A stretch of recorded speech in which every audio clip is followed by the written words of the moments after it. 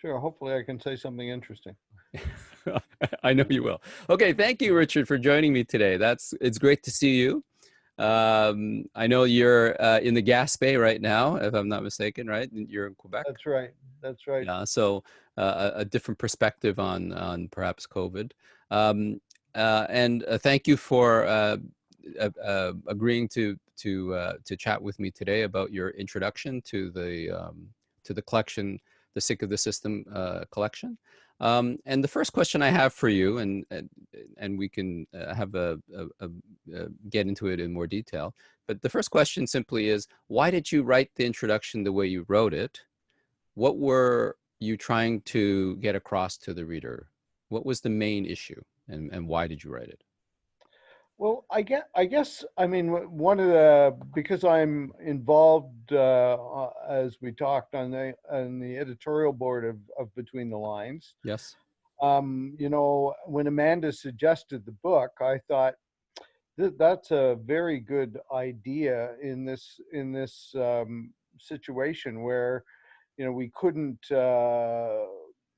It's unusual for a publisher to be able to respond as quickly as BTL was Yes. to the pandemic. Mhm. And I thought, well, we should have something that comes from BTL itself, as opposed to you know, contributors who most of whom had been BTL authors, but Mhm. some of whom were new to being published by BTL. So I thought, well, we should try and sort of put something together to give it a context as to why we think it's important and why we're doing the book. So I think that was a driving force for me. And when I tried to, I had already been writing on the subject, Mm. because I work as a freelancer, a freelance journalist, for a New Internationalist magazine. Yes. So I was on that already, and I've done a much longer piece than the introduction, Mhm. which is different than the introduction, called "The Trouble with Normal," based on the lines from the Bruce Cockburn song "The Trouble with Normal is It Only Gets Worse." Yes. Because one of the things that had occurred to me was this constant desire on the part of the political class, and the Canadian political class was no different, that we needed to return to normal. And I thought, well, um, there's there's um, there's no way that we should return to normal, Mm. and there's no way really that we can return to normal. So I tried to sort of, you know, take what I've been doing for New Internationalist, who has a more of a global kind of perspective and audience, and sort of apply it to Canadian realities and what the Canadian government was doing at the time, and what the Canadian political class were saying about the pandemic. So Mhm. that was kind of my kick at the can, I Mhm. guess. But I'm curious, Richard. Yeah, I think a lot of people are saying we cannot return to normal. We can't go back to. And I was just speaking earlier with Julie Lalonde, where she said she's one of the contributors in the collection, where she said we don't want to go back to 2019, right? The year before. Uh, and is that reasonable? Because if I was to play devil's advocate, I would say if we have a vaccine, or if perhaps the virus mutates and becomes less dangerous, uh, it could be likely that we go back into, fast forwarding into oil and gas exploration, pumping, diluted bitumen from Edmonton to the coast here in Vancouver. We ramp up all of the, container ships again, shipping things from China to the West Coast. So like, it, going back to the same levels of driving our cars pre-pandemic. Why? Because I notice you do say that in the introduction. You say if we look at past pandemics like the Black Death or the Spanish flu, we can see that things didn't return to normal. And so I guess the question would be, do pandemics actually give rise to, if you will, great social change, or is the social change just in some respects coincidental? Or do you think it must give rise to, it's a necessity that we will not return to normal, or what was in 2019, let's say? Well, I think, well, that's it's a complex issue. I mean, we can return to normal. I'm not Hmm. saying that's a complete impossibility. Hmm. I think that that's certainly the desire. It's an understandable desire for of people who've been shut in for a long time, who Yes. people who work in the healthcare system, people who can't go out for dinner, or who are can't see their friends, and Yes. to want to get those things back. Yes. Um, but I think that in the cases of those other pandemics, um, there wasn't a return to normal, because I think that the ground had shifted, and I think the ground shifted because we have to be thinking in a more multidimensional kind of way than we had been. Our political economy, and those who benefit most from it, is based on profitability, and that is something that I think has been shown to be in desperate. What's the word I want to use? That it's an inadequate criteria for running an economy in a crisis situation like this. I mean, I think Hmm. it was inadequate before that, but it was not so visible.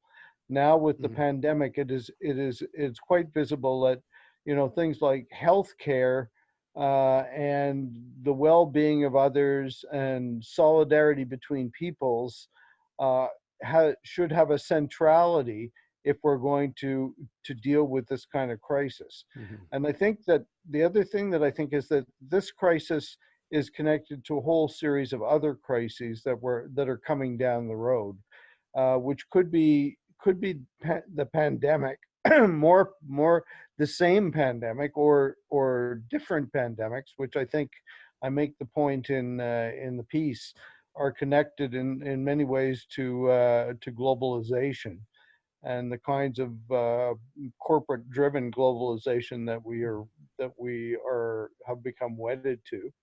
Um, and I think the other crisis that's coming down the road, and which this really gives us a chance, if we take it, to think about, is the climate crisis. Hmm. And that is, if we sleepwalk into the climate crisis, the species is indefinite peril.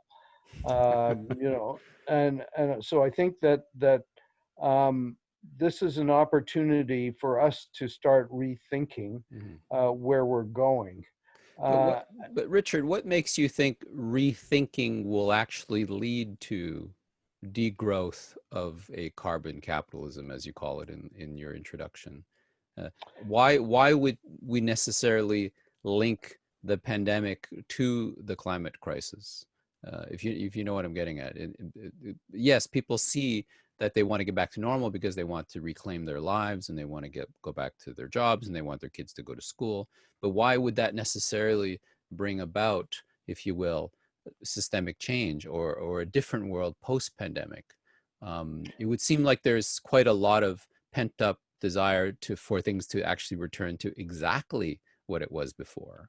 And so that would be a different thesis, right? That the drive to go back to what we had before is stronger than the drive to rethink what we had before. um, well, I think, I don't think it will necessarily. I Mhm. mean, I think there's a chance. I think there's an opportunity here. Yes. Hmm. I don't think that there's an absolute necessity that this is going to happen. I mean, we could go back to normal.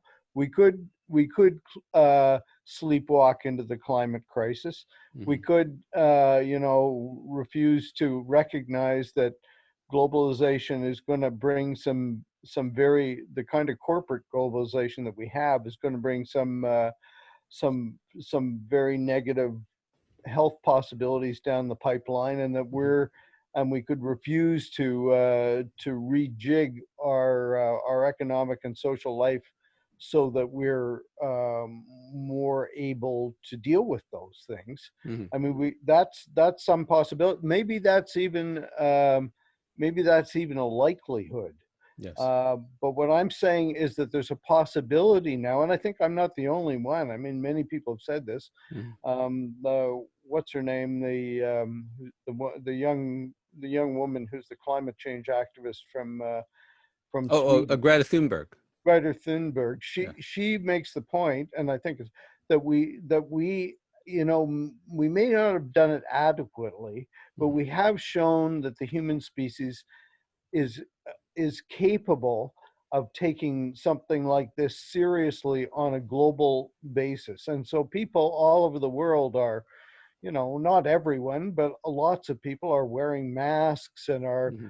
and are pitching in to try and help others who are either gotten ill from the pandemic or suffering because of the pandemic economically. There's a huge amount of human solidarity. So I think that the notion of the advocates of carbon capitalism is it's just impossible to turn the ship around. And I think that her point, and I think it's been made by many others, is that you can actually turn the ship around, Hmm. and if you want to. And so I think we have to figure out ways to do that and put that before the human population, and Hmm. try and build popular movements around that to try and tackle it. Yeah, I know. I noticed that in your conclusion, you said that we need new forms of solidarity, and I was quite taken by that. And I was trying to figure out what does he mean by new forms of solidarity? What types of solidarity? You know, can you expand on that? Because I know what the old forms of solidarity are. What would be the new forms? Yeah. Well, I think the new forms of solidarity. I think we're starting to see some of the new forms of solidarity, and this goes to one of your other questions that you wanted to Hmm. look at. Yep. Is what I didn't get to talk about, or which I something that I will have liked to talk about, and partly it was because when I wrote the introduction, and the other people wrote their contributions. The whole explosion around Black Lives Matter had not really Sure. Yeah. occurred. Yeah. But now that that has occurred, I think that that is a form of solidarity, which we're seeing across the world, Mm. really, at some cost to people on the streets who've dared to come Yes. out and take risks. The kind of solidarity that cuts across race and that cuts across gender and cuts across a whole number of different factors.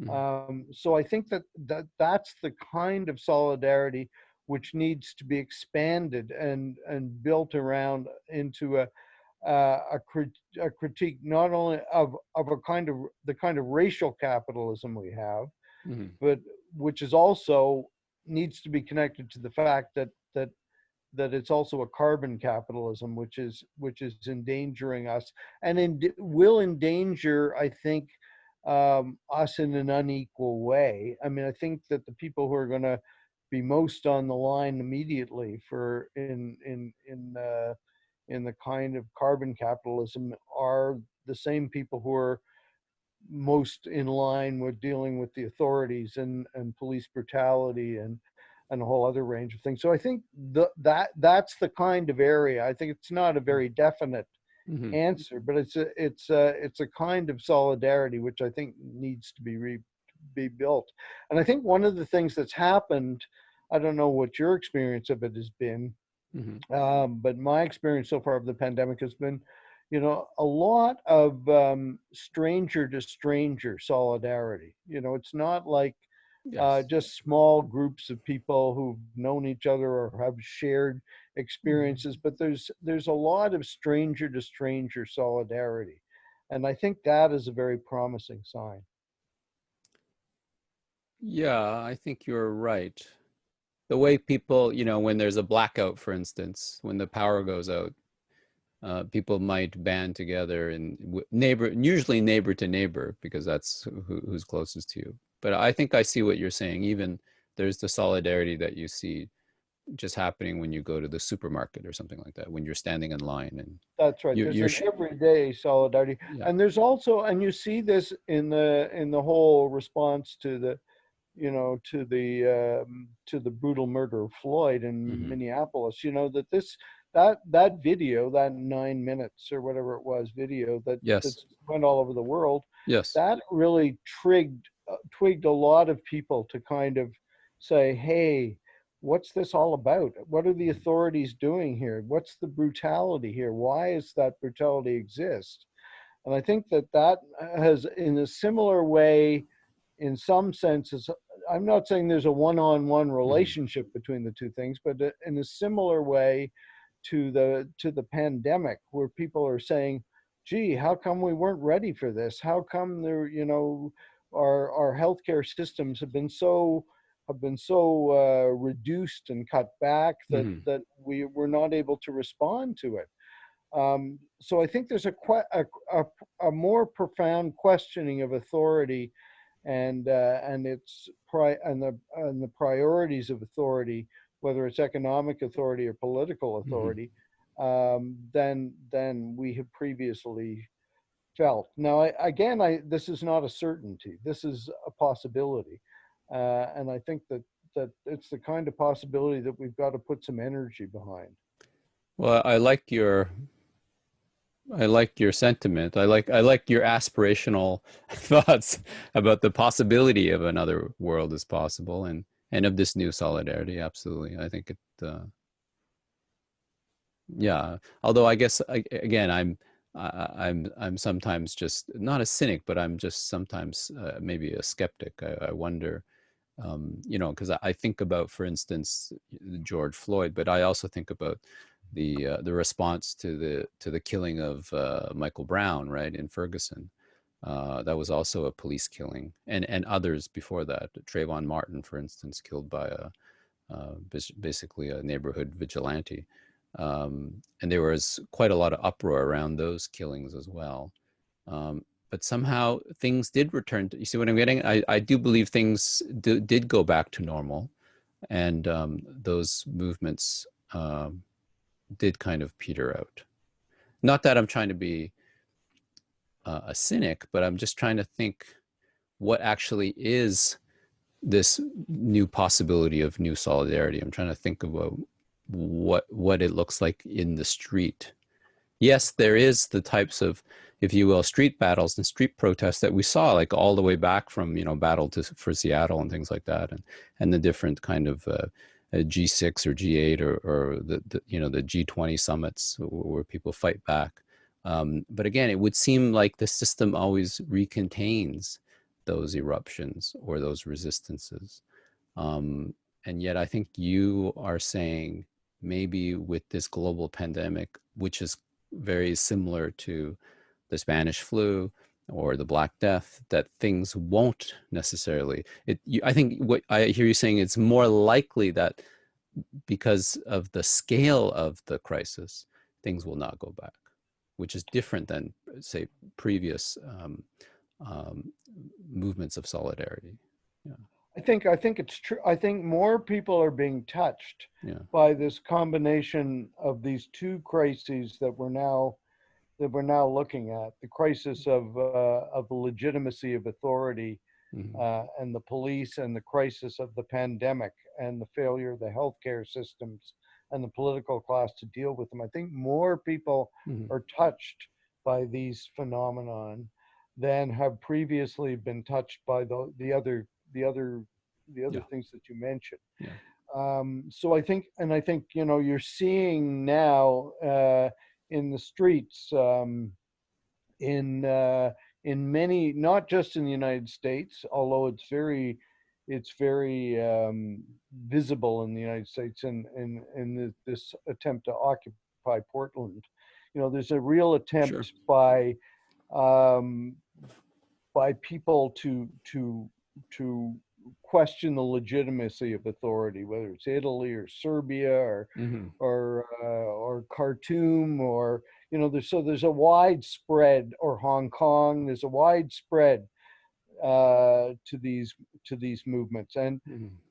I I don't want to come across as a Pollyanna here. I mean, Sure. I don't think that that this, you know, I see, I have a similar uh, dread to what you're talking about, Yeah. you know, which is Yeah. that we could go back to normal, and you know, and the Jason Kennys of this world Yeah. could prevail. You know, he goes to the lowest common denominator. The right always goes to the lowest common denominator, kind of Yeah.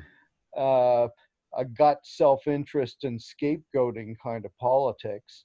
And I think that, you know, that's a possibility. That's a definite. You know, that even may be the most likely outcome. I'm just saying that there Mm. is a possibility here Sure.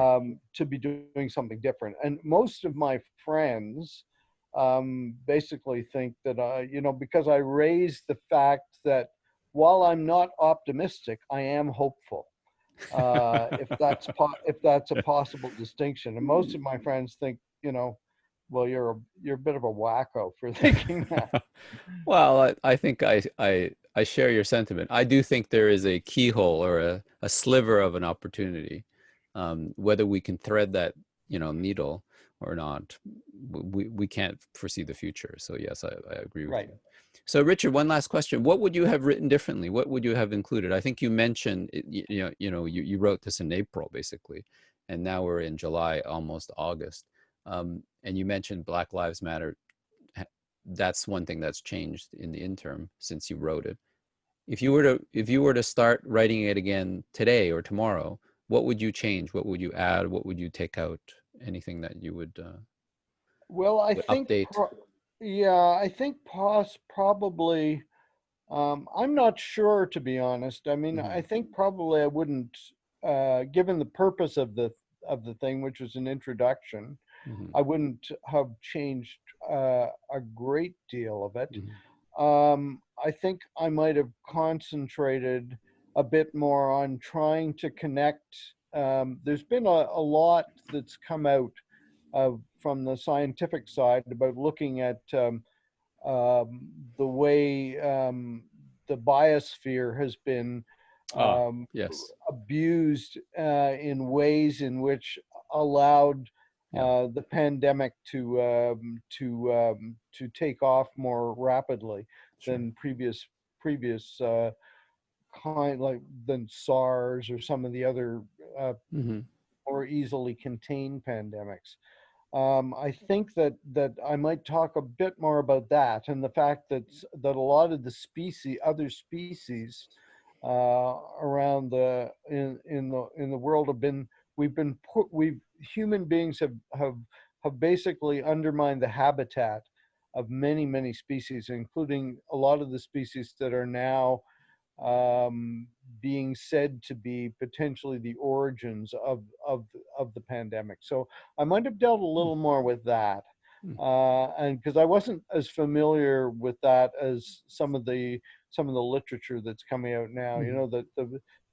know, places like species like bats, or even, you know, the relationship of the development of the pandemic Yeah, to agriculture, to sure. monocultures, Hmm. and agriculture, you know, industrial agriculture, and that whole kind of area Hmm. of endeavor, and the relationship of the pandemic to the food system. I think Hmm. that's an area which I hadn't really fully grasped, and I Hmm. probably still don't fully grasp, Sure. but it would have at least allowed me to kind of sort of check that as an area in which we should need to do further investigation. Yeah. Okay, well, thank you, Richard. That's been great. That's it really helps expand some of these ideas that you detail in the introduction. Thank you so much, No uh, problem. Thank you for and asking me. and have a great day. You too. Bye, Mike. Bye.